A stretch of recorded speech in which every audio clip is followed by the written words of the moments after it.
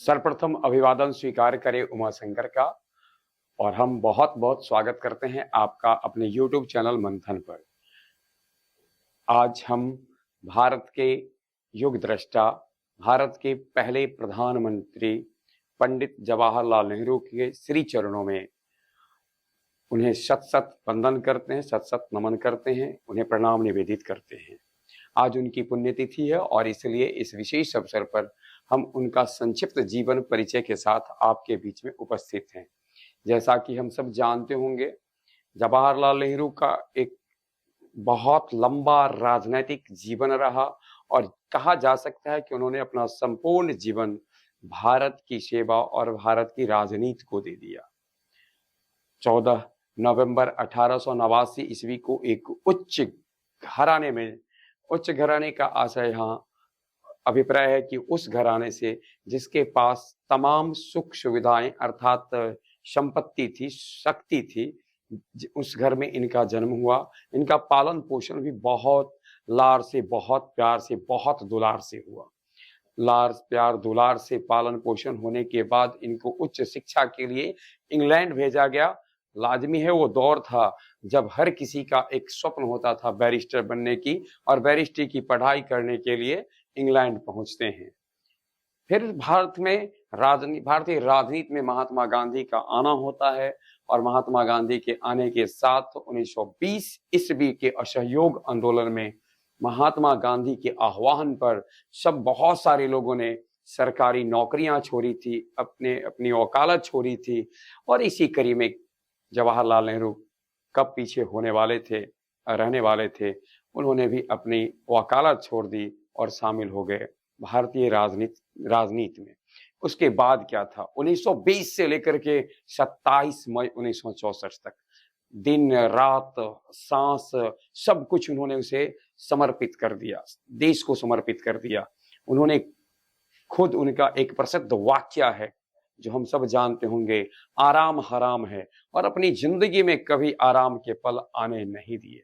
हम एक नजर आज डालते हैं उस युग दृष्टा पर जिसने भारत की विदेश नीति को निर्धारित किया और कमोबेश भारत की राजनीति 1947 से लेकर के अब तक उसी विदेश नीति के थोड़ा सा कहा जाए परिवर्तन के बाद उसी विदेश नीति यानी उसको रीढ़ की हड्डी समझा जा सकता है जिसके ऊपर चल रही है। तो हम एक नजर देखते हैं उनके जीवन पर। जन्म हुआ 14 नवंबर 1889 ईस्वी को। हीरालाल नेहरू दादा थे, मोतीलाल नेहरू पिता थे मोतीलाल नेहरू, ध्यान में रखना है। और हमने दादाजी का क्या नाम बताया, हीरालाल नेहरू। हीरा के गोद में आए कौन, मोती, और मोती के गोद में आए जवाहर, ये दादा थे। देखिए, व्यक्ति के जीवन में उसका बहुत बड़ा प्रभाव पड़ता है जिसके साथ वह समय व्यतीत करता है। और जवाहरलाल नेहरू के व्यक्तित्व के निर्माण में, उनके विचार के निर्माण में, उनका जो दर्शन बना, उनकी जो सोच बनी राजनीति की, उसमें मोतीलाल नेहरू की बहुत बड़ी भूमिका है। उनके जीवन पर जिन जिन लोगों का बहुत बड़ा प्रभाव था, उनमें एक तो मोतीलाल नेहरू थे, फिर महात्मा गांधी थे। महात्मा गांधी का जीवन का उनके जीवन पर गहरा प्रभाव पड़ा। इसके अलावे आइंस्टीन, महान वैज्ञानिक आइंस्टीन से प्रेरित थे, और आइंस्टीन से प्रेरित होने के कारण ही उनका जो दर्शन था, उनकी जो सोच थी, वो वैज्ञानिक थी। कई बार ऐसा लगता है उनको देख करके कि वो तथा कथित धर्म के विरोधी थे, परंतु उनका जब जीवन को आप देखेंगे तो लगेगा कि वह बहुत गहरा आध्यात्मिक जीवन में आस्था रखने वाले थे। खुद उनकी बातों को से ही अगर उनके जीवन के बारे में जाना जाए तो कहते हैं, मैं प्रकृति पूजक हूं। और प्रकृति पूजक होने का जो तर्क है वह मिलता है आइंस्टीन के दर्शन से। फिर आइंस्टीन के अलावे जॉर्ज बर्नार्ड शाह का भी प्रभाव था। Einstein, GBS, George Bernard Shaw, Karl Marx से भी अंशतः प्रभावित थे। और उसके बाद हमने कहा जिनकी जिंदगी ने उनके जीवन के तरीके को, शैली को, सब कुछ को बदल दिया। आपने जागृति फिल्म का एक बड़ा मशहूर गीत था, है ना, दे दी हमें आजादी बिना खड़ग बिना ढाल। तो जिसने खड़ग बिना ढाल को आजादी दी थी। और उसमें एक पंक्ति है ना, जिसकी उनकी उनकी पुकार पर फूलों की सेज छोड़कर दौड़े जवाहरलाल। तो 1920 ईस्वी से पहले जवाहरलाल नेहरू का जो जीवन था वो कहा जा सकता है कि ऐश आराम की जिंदगी थी, बहुत बेहतर जिंदगी जी रहे थे, आराम की जिंदगी जी रहे थे। माता थी स्वरूपा रानी। 1916 ईस्वी में इनका विवाह हुआ कमला नेहरू से। यह विवाह के बाद इनको 1917 ईस्वी में इंदिरा गांधी, जिसे उन दिनों प्यार से जब जन्म ली तो इन्हें इंदु प्रियदर्शी के नाम से जाना गया, और इंदिरा गांधी के रूप में बाद में चलकर ख्याति प्राप्त हुई उनकी। कमला नेहरू के साथ विवाह हुआ, परंतु विवाह के कुछ ही वर्ष बाद कमला नेहरू बीमार हो गई और लंबी बीमारी से जूझते रही, और अंततः ऐसा हुआ कि जवाहरलाल नेहरू के जीवन से उनका रिश्ता जो है सो टूट जाता है 1934 ईस्वी में, अर्थात कि 1934 ईस्वी में उनका निधन हो जाता है। लेकिन 1915 ईस्वी में उन्होंने पहली बार नए प्रेस कानून के विरोध में एक संक्षिप्त भाषण अंग्रेजी में दिया था। अर्थात जवाहरलाल नेहरू का जो पॉलिटिकल कैरियर की शुरुआत होती है तो 1915 ईस्वी में उन्होंने प्रेस कानून के विरोध में भाषण दिया था। उस पर जो उधर है उस पर हम थोड़ा सा नजर डालेंगे बाद में। पहले थोड़ा कुछ और इंफॉर्मेशन हम देखते हैं जो उनके जीवन से जुड़ा है। जैसा कि हमने जिक्र किया 1920 ईस्वी में असहयोग आंदोलन के दौरान उन्होंने वकालत छोड़ दी गांधी जी के कहने पर। उसके बाद भारतीय राष्ट्रीय कांग्रेस में आए और भारतीय राष्ट्रीय कांग्रेस की अध्यक्षता उन्होंने कई बार की, लेकिन पहली बार उन्होंने 1919 ईस्वी में अध्यक्षता की, और वहां पर बहुत यह अधिवेशन अर्थपूर्ण है क्योंकि 1929 ईस्वी में अध्यक्षता की थी, और यह अधिवेशन इसलिए बहुत महत्वपूर्ण है क्योंकि इसी अधिवेशन में पूर्ण स्वराज की मांग की गई थी, यानी कांग्रेस ने अपने लक्ष्य में पूर्ण स्वराज को रखा था। इससे पहले कांग्रेस के लक्ष्य में पूर्ण स्वराज शामिल नहीं थे, और जैसा कि हमने जिक्र किया पीछे 1934 बोला गया था, सही 1936 ईस्वी, यानी 28 फरवरी 1936 को उनकी पत्नी कमला नेहरू का निधन हो जाता है। तो 1936 में फिर उसी साल, जिस साल उनकी पत्नी का निधन होता है, उसी साल उन्होंने लखनऊ एवं फैजपुर कांग्रेस अधिवेशन की अध्यक्षता की थी। 1946 में अंतरिम सरकार जब बनी तो अंतरिम सरकार के उपाध्यक्ष बने, प्रधानमंत्री बनते हैं, और प्रधानमंत्री के रूप में 1964 ईस्वी तक वो बने रहते हैं। प्रधानमंत्री जब बनते हैं तो उनके सामने कई चुनौतियां थी। अब थोड़ा हम एक बार फिर से पीछे आते हैं। पहली चुनौती तो यह थी कि जब भारत को आजादी मिल रही थी तो 1947 का जो प्रस्ताव आया था उसके अनुसार था, उस समय जो भारत में देशी रियासत थे उसको लेकर के माउंटबेटन योजना में था कि जिसकी इच्छा पाकिस्तान में जाने की हो पाकिस्तान चले जाएं, जिनकी इच्छा भारत में आने की हो भारत में रह जाएं, और उसके बाद ऐसा था कि जो न भारत में जाना चाहते हैं न जो पाकिस्तान में जाना चाहते हैं वो ब्रिटेन के साथ पूर्ववर्ती संबंध में रह सकते हैं। बड़ी चुनौतियां थी। ऐसी स्थिति में कई ऐसे थे जिन्होंने भारत के विलय पत्र पर हस्ताक्षर किया। 15 अगस्त 1947 ईस्वी तक आते आते 139 ऐसे देशी रियासत थे जो विलय पत्र पर हस्ताक्षर कर लिए थे, लेकिन कुछ को लेकर के संघर्ष बना हुआ था। जो उसमें मुख्य थे जिसको लेकर के संघर्ष बना हुआ था उनमें था जम्मू कश्मीर, हैदराबाद और जूनागढ़। हैदराबाद के निजाम अलग रहना चाहते थे, जम्मू कश्मीर अलग रहना चाहता था, और जूनागढ़ भी इसमें सम्मिलित होना नहीं चाहता था।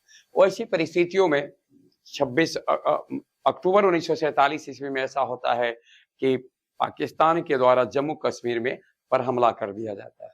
जब जम्मू कश्मीर पर हमला कर दिया जाता है तो वहां के राजा हरि सिंह, जम्मू कश्मीर के राजा हरि सिंह ने 26 अक्टूबर 1947 ईस्वी को विलय पत्र पर हस्ताक्षर कर दिया।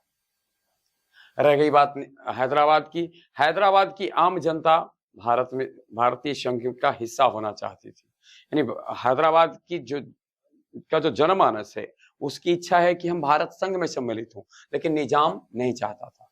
फिर क्या था, सैन्य कार्यवाही होता है और 26 अक्टूबर 1948 ईस्वी को इस सैन्य कार्यवाही में हैदराबाद को भारत में विलय कर लिया जाता है। जूनागढ़ में जनमत संग्रह होकर के विलय कर लिया जाता है। इस समय जिस समय हमारे देश को आजादी मिली, चंद्रनगर, पांडिचेरी और माही, इस पे फ्रांसीसियों का कब्जा था। 1954 ईस्वी में पंडित जवाहरलाल नेहरू को फ्रांसीसी कंपनी ने, फ्रांस की सरकार ने इसको भारत को सौंप दिया, चंद्रनगर को, पांडिचेरी को, माही को। पंडित नेहरू उन दिनों देश के प्रधानमंत्री थे। अब उसके बाद का भी देखिए कि यानी भारत पर चूंकि अलग अलग समय में अलग अलग कंपनियां, यूरोपीय कंपनियां आई और उनका प्रभाव क्षेत्र, कुछ क्षेत्र ऐसे थे जिसपे बना रहा। संपूर्ण भारत में भले ही वो ज्यादा शक्ति संपन्न नहीं हो सके, उनका प्रभाव नहीं देखने को मिलता है, लेकिन कुछ क्षेत्रों पे रहा। पुर्तगाली सबसे पहले आए। पुर्तगाली 1498 ईस्वी में ही भारत में आते हैं और सबसे पहले उनकी जो व्यापारिक कोठी भी है वो उन्हीं की खुलती है और सबसे लास्ट में जाते हैं। अब सबसे लास्ट में गोवा दमन द्वीप पर पुर्तगाली थे। अब यहाँ कौन थे? पुर्तगाल वाले थे। नेहरू जी ने, यानी उनकी सरकार ने 1961 ईस्वी में इस पे एक सैन्य अभियान के द्वारा गोवा दमन द्वीप को, पुर्तगाली नहीं चाहते थे इसको छोड़ना, तो गोवा दमन द्वीप को सैन्य अभियान के द्वारा इससे आजाद किया गया, पुर्तगालियों से इसे मुक्त किया गया और फिर क्या था, यह भारतीय संघ का हिस्सा बना। इस तरीके से पंडित नेहरू के का जो 1947 से लेकर के 1964 ईस्वी, पहले तो हमने कहा कि अंतरिम प्रधानमंत्री के रूप में और फिर बाद में चल करके स्वतंत्र भारत के प्रथम प्रधानमंत्री के रूप में कई चुनौतियां थी जो उनके सामने थी। देश आजाद हुआ था, लेकिन देश की जो आर्थिक स्थिति थी बहुत बहुत खराब थी। फिर उन्होंने आईआईटी का स्वप्न देखा, आईआईटी को लाया। भारत में जो नदियों से बाढ़ और नदी की किसी हिस्से में सुखाड़, ऐसी जो बड़ी समस्या थी, इसको लेकर के उन्होंने नदी के ऊपर बांध निर्माण कार्य के पर फोकस किया। अर्थात एक वैज्ञानिक सोच का व्यक्ति, जिसका मानना था कि जब तक हम वैज्ञानिक प्रगति नहीं करते तब तक हमारे देश की तरक्की नहीं हो सकती है। और उसके बाद क्या था, उन्होंने भाखड़ा नंगल बांध जैसे मतलब अपनी पहली ही पंचवर्षीय योजना के दौरान उन्होंने इसको एक सपना देखा, उसको धरातल पर लाने की कोशिश की और धरातल पर लाने में सफलता पाई। बांधों को भारत का मंदिर कहते थे, यानी उनका मानना था कि जो देश की आबादी के बड़े हिस्से को रोटी देता है वह देवता ही तो होगा, और इसलिए उस बांधों को मंदिर कहा करते थे।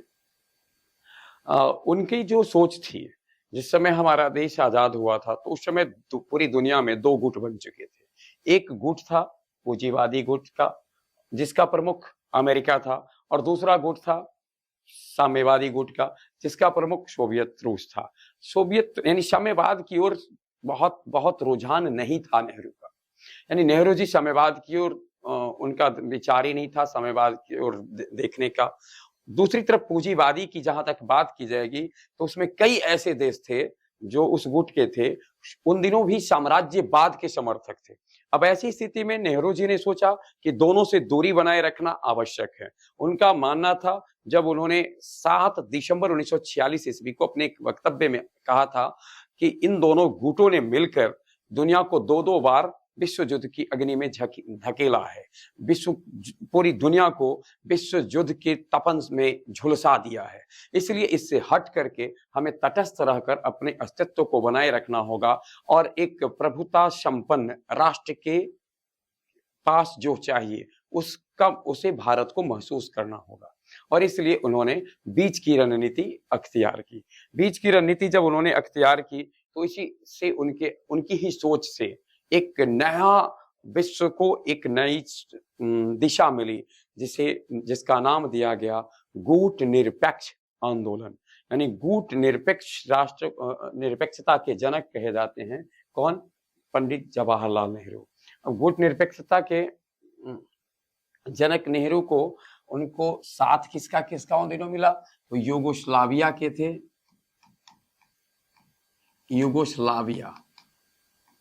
यूगोस्लाविया के थे मार्शल टीटो, और मिस्र के थे कर्नल नासिर। तो मिस्र के कर्नल नासिर और यूगोस्लाविया के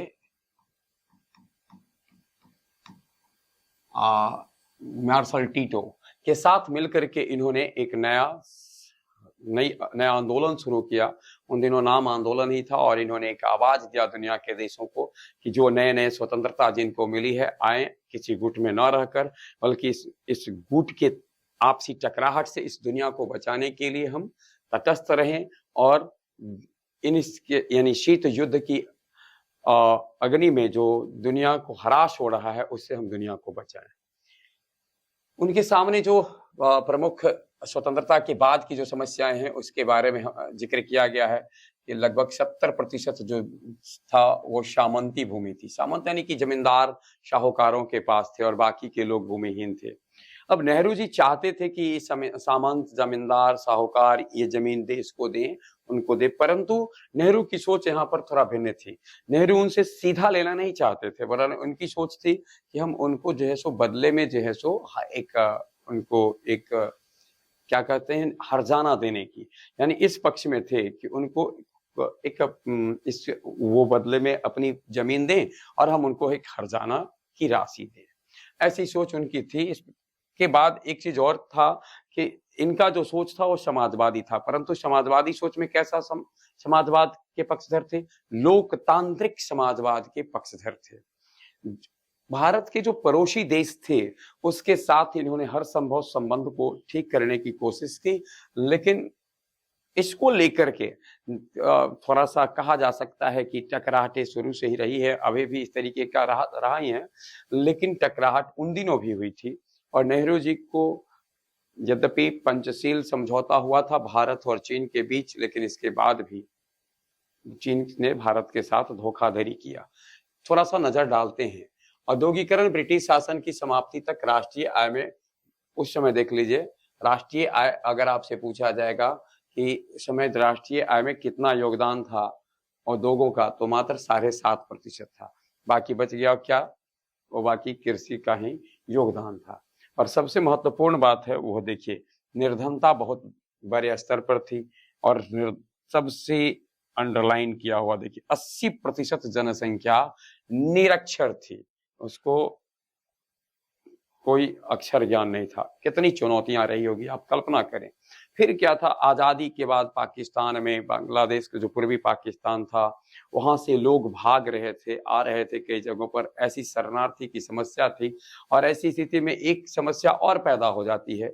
तिब्बत के ऊपर जो चीन ने तिब्बत में जो दमनकारी कार्य किया, इससे जो तिब्बत के धार्मिक गुरु और राजनीतिक गुरु दोनों, दलाई लामा का भारत में आना होता है। अब भारत के साथ चीन के संबंध थे। अब दलाई लामा के मैंने तिब्बत में जो चीन की नीति थी उसमें तिब्बत दोषी था। तो इस स्थिति में जवाहरलाल नेहरू ने, यानी इनकी सरकार ने, दलाई लामा को शरण दिया, परंतु उन्होंने एक शर्त दी कि आप भारत की भूमि का इस्तेमाल चीन के विरोध में राजनीतिक रूप से, यानी राजनीतिक विरोध करने के लिए आप भारत की भूमि का इस्तेमाल नहीं कर सकते। तो इस तरीके से दलाई लामा को शरण भारत ने दिया। तब से लेकर के तिब्बत को के बिंदु पर भी समस्याएं बनी हुई है। देखिए, हमने जिस गुट निरपेक्षता की बात की, गुट निरपेक्षता की शुरुआत अगर आपसे पूछा जाएगा कि गुट निरपेक्षता के जनक कौन है, तो Pandit Jawaharlal Nehru, Marshal Tito, Colonel Nasser. Pandit Jawaharlal Nehru के दिमाग की यह उपज थी, और इसकी पहला जो सम्मेलन हुआ वो 1961 ईस्वी में होता है। 1961 ईस्वी में पहला सम्मेलन कहाँ होता है? यूगोस्लाविया की राजधानी बेलग्रेड में होता है। और इसकी अध्यक्षता स्वाभाविक है, चूंकि यूगोस्लाविया में हो रहा था, इसलिए इसकी अध्यक्षता किया था मार्शल टीटो ने, जो उन दिनों यूगोस्लाविया के राष्ट्रपति थे, और 25 देशों ने हिस्सा लिया। तो जिसको 25 देश का समर्थन पहले ही सम्मेलन में प्राप्त हो गया था, आज उसके काफी सदस्य देशों की संख्या काफी बढ़ गई है, और एक बहुत बड़ी ताकत बन गया है गुट निरपेक्ष आंदोलन। भारत के साथ जो 1954 ईस्वी में, ये देखिए 1954 ईस्वी में चीन के साथ जो समझौता हुआ, उसके अनुसार जो वही सिद्धांत है, पंचशील सिद्धांत। आज भी भारतीय विदेश नीति के ये पंचशील के जो सिद्धांत हैं, वह भारतीय विदेश नीति के आधार हैं। यानी इसी आधार से भारत की विदेश नीति चलती है। एक दूसरे को की प्रादेशिक अखंडता और प्रभुसत्ता के लिए पारस्परिक सम्मान की भावना, आक्रमण की नीति का अनाक्रमण की नीति का, यानी आक्रमण एक दूसरे पे नहीं करेंगे, अनाक्रमण की नीति का पालन, एक दूसरे के आंतरिक मामलों में हस्तक्षेप नहीं करेंगे, समानता एवं पारस्परिक लाभ, शांतिपूर्ण सह अस्तित्व एवं अस्तित्व की भावना का विकास। चीन भी नया नया गणराज्य बना था, भारत स्वतंत्र हुआ था, चीन नया नया गणराज्य बना था, और उसके बाद चाओ एन लाई का भारत आना हुआ था, और बड़ा सुंदर स्लोगन उस समय चला था, हिंदी चीनी भाई भाई। हिंदी चीनी भाई भाई का ये स्लोगन ज्यादा दिन तक चल नहीं सका, और कुछ ही दिन बाद क्या होता है कि चीन ने भारत पर आक्रमण कर दिया 1962 ईस्वी में। भारत की कई भूमि, बहुत सारा जो जगह था जिसपे आज भी विवाद बना हुआ है, उस पे कब्जा कर लिया, और कब्जा करने के साथ साथ उसको अपने मानचित्र पर अपना दिखाना भी आरंभ किया। इससे काफी गहरा आघात उनको होता है, और कहा जाता है कि भारत और चीन के बीच का जो युद्ध था, यही युद्ध से ही इतना ठेसित होते हैं नेहरू कि उन धीरे धीरे धीरे इससे उबर नहीं पाते हैं, और अंततः यह युद्ध ही उनकी मौत का कारण होता है। हालांकि 62 से 1964 ईस्वी तक आते आते, यानी 1964 ईस्वी में उनका निधन होता है, परंतु ये जो वर्ष बीते, इस युद्ध के बाद का जो समय बीता, इसमें कोई भी पल ऐसा नहीं रहा जब वो इस दर्द से अपने को उबार पाए, और एक स्वतंत्रता का कर्मठ सिपाही इस सदमे को बर्दाश्त नहीं कर पाता है। आज उनकी पुण्यतिथि है। एक सम्मेलन 1955 में हुआ था, बांडुरंग सम्मेलन। इस सम्मेलन बांडुरंग इंडोनेशिया में है ना, एफ्रो एशियाई देश का एक सम्मेलन हुआ था, और भारत, म्यांमार और इंडोनेशिया ने इसमें इसको मिलकर किया था। इस सम्मेलन में वही पंचशील के जो सिद्धांत जिसका जिक्र पीछे किया गया, इस सिद्धांत पर बल दिया गया, यानी वही कि हम एक दूसरे की स्वतंत्रता का सम्मान करेंगे, अनाक्रमण की नीति अख्तियार करेंगे, एक दूसरे के आंतरिक मामलों में हस्तक्षेप नहीं देंगे। इस प्रकार से जवाहरलाल नेहरू का जो जीवन रहा, सत्ता भारतीय राजनीति में 1920 में असहयोग से जो मुख्य रूप से सक्रिय होते हैं, और 1964 ईस्वी तक जो रहता है, उनकी कुछ खास बिंदु थे। चलते चलते हम इतना जिक्र करें कि उन्होंने अपने समय में भारत के जितने पड़ोसी देश थे, भूटान हो, नेपाल हो, श्रीलंका हो, पाकिस्तान हो, चीन हो, सबके साथ अपने संबंधों को ठीक करने की, अपने संबंधों को सुधारने की, और साथ साथ अपनी स्वतंत्रता के साथ साथ दूसरे की स्वतंत्रता का सम्मान करने के साथ साथ अपनी स्वतंत्रता को मजबूत करने, और जिस उद्देश्य से स्वतंत्रता मिली थी उसके लिए अनवरत प्रयास करते रहे। तो ये था उनका जीवन परिचय। एक बार फिर से भारत के पहले प्रधानमंत्री पंडित जवाहरलाल नेहरू जी के श्री चरणों में सत सत नमन करते हुए आप सबों को बहुत बहुत आभार प्रकट करते हैं।